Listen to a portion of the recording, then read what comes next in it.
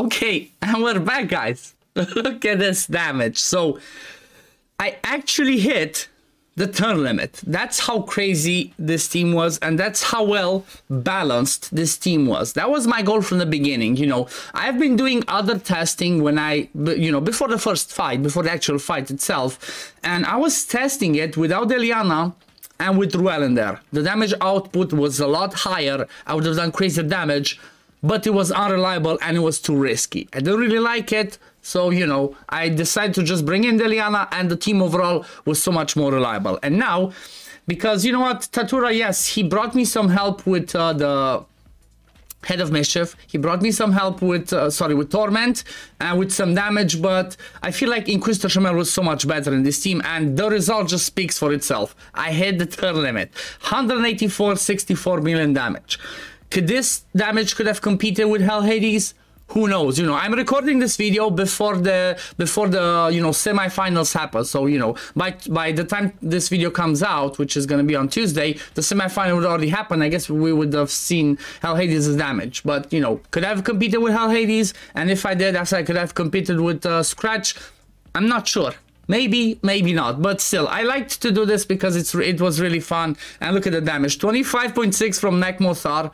That Relentless set on him, that Brimstone plus boosting for Shamel spoke for itself. Sisya, 63.3, that's insane damage, that's just crazy damage.